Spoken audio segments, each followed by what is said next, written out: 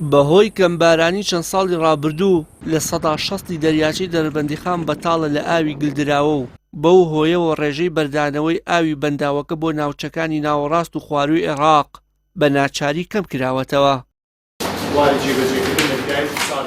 لێپرسراوی بەنداوی دەربەندیخان ڕای دەگەیەنێت ئەو ڕێژە کەمەی ئاویش کە لە ئێستادا لە بەنداوەکەدا هەیە بەشی ژێرەوەی ئاوی مردووە و هیچ سوودێکی لێ نابینرێت.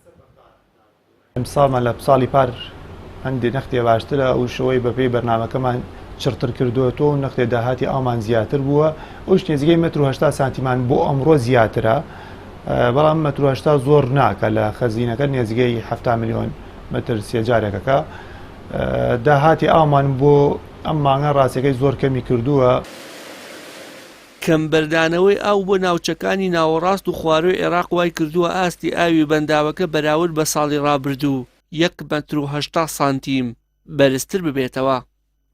لە ئێستادا دەریاچەکە 1 ملیار و 142 ملیۆن متر سێجا ئاوی لە خۆ گرتووە و ڕۆژانە بەهۆی بەردانەوەی ئاو 6 سانتیمەتر لە ئاوی گلدراوەی ناو بەنداوەکە دادەبەزێت. لە ئێران هەر بە شکلی عام ڕوون نییە بۆمان ڕۆژ هەیە تێ باشە ڕۆژەیە خراپە جاروایە دوچێ ڕۆژ بەرداوامە بە باشی ئیساوە نێزگەی 5-6 ڕۆژە زۆر کەمی کردوێتەوە تو ئەمڵێم سفر بووە تەنها ئەمڕۆ نەبێ بۆ 11 متر لە چرکەیەکە ئەگینە ڕۆژانی پێش ئەوە ڕۆژی 5 متر 6 متر هاتووە ینی هەر داهاتی ناوخۆی خۆمان بووە.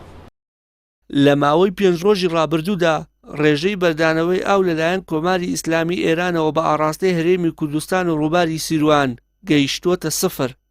ئەم سیاسەت و مامەڵەی تارانیش کاریگەری نەرێنی لەسەر ئاستی ئەو لە دەریاچە و ڕووبارەکانی هەرێم و بەتایبەت پارێزگای سلێمانی دروست کردووە. وشیار محەممەد، کەناڵی ئاسمانی پەیام، دەربەندیخان.